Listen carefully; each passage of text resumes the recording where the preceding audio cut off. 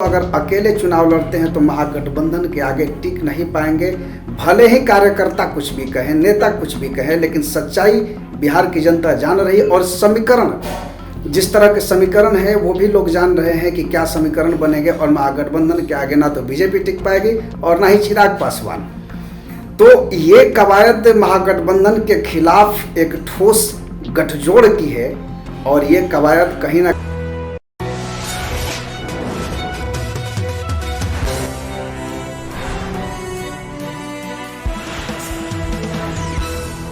नमस्कार, मैं दीपक विशाल और आप देख रहे हैं बिग न्यूज़ 9।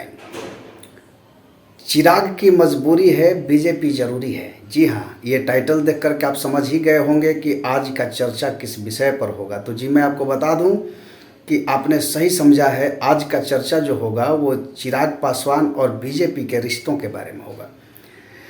सबसे बड़ा बात यह है कि चिराग पासवान की पार्टी भी टूट गई, बंगला जो चुनाव चिन्ह था वो भी चला गया, और जो पार्टी तोड़ने वाले उनके चच्चा जो हैं पशुपति पारस, वो भी बीजेपी के साथ सरकार में मंत्री हैं।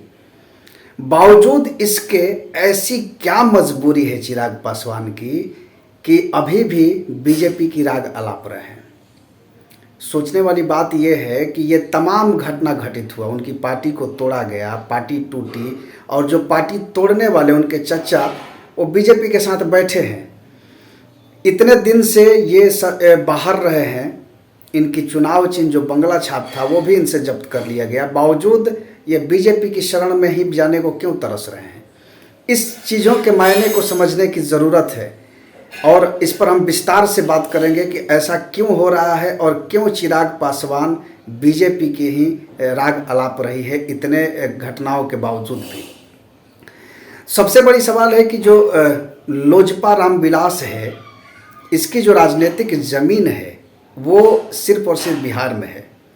और बिहार में अपनी राजनीतिक ज़मीन तलाशने के कवायद में ये है। चूँकि अगर हम बात करें कि अकेले चुनाव लड़ने की लोजपा की, तो अकेले चुनाव लड़ने पर इनके पास कुछ हाथ में हासिल नहीं होगा। ये चिराग पासवान को भी पता है और बीजेपी तो जान ही रही है।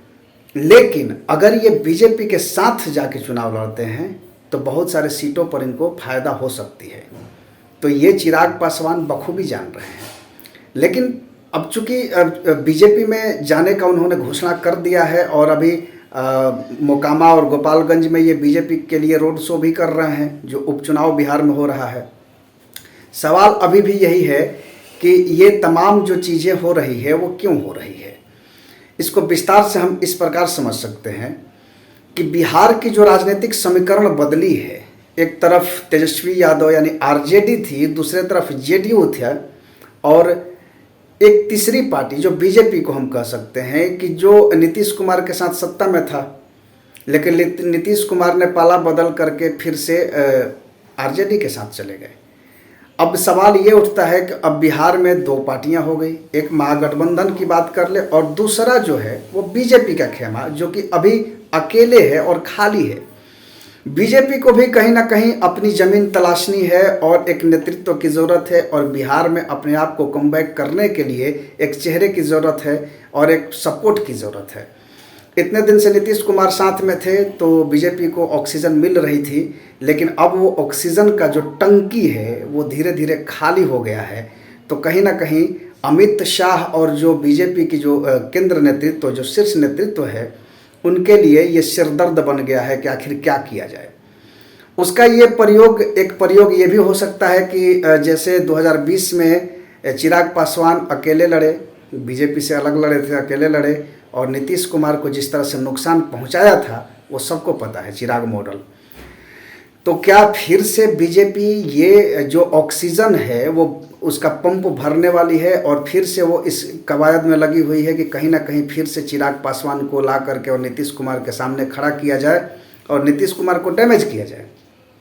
खैर वो तो बात की चीज़ें हैं, लेकिन सबसे बड़ी बात यह है कि बिहार में महागठबंधन में नीतीश कुमार के आने से एक अलग समीकरण बना है, और इस समीकरण के आगे चिराग पासवान कहीं ना कहीं अपने आप को देख रहे हैं कि वो पूरी तरह से कमज़ोर नज़र आ रहे हैं। और बीजेपी भी कहीं ना कहीं एक अकेले पड़ गई है। और ये दोनों की दोनों मिल करके इस तरह से एक नया समीकरण बनाएंगे और बिहार में फिर से बीजेपी के साथ चिराग पासवान अपनी ऑक्सीजन का जो सिलेंडर है वो भरने जा रहे हैं। लेकिन अब देखना ये होगा कि क्या बनती है स्थिति। एक मैंने शुरू में आपको एक वाकया बोला था कि चिराग की मजबूरी है, बीजेपी जरूरी है। और ये मैंने इसलिए कहा था क्योंकि बीजेपी को भी ज़रूरत है और चिराग पासवान को भी ज़रूरत है, क्योंकि कहीं ना कहीं दोनों अगर अकेले चुनाव लड़ते हैं तो महागठबंधन के आगे टिक नहीं पाएंगे। भले ही कार्यकर्ता कुछ भी कहें, नेता कुछ भी कहें, लेकिन सच्चाई बिहार की जनता जान रही है। और समीकरण, जिस तरह के समीकरण है वो भी लोग जान रहे हैं कि क्या समीकरण बनेंगे। और महागठबंधन के आगे ना तो बीजेपी टिक पाएगी और ना ही चिराग पासवान। तो ये कवायद महागठबंधन के खिलाफ एक ठोस गठजोड़ की है।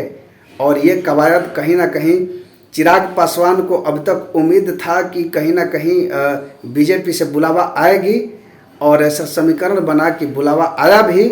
और चिराग पासवान तो कब से तैयार बैठे थे कि बीजेपी आवाज़ दे और हम दौड़ के जाएंगे।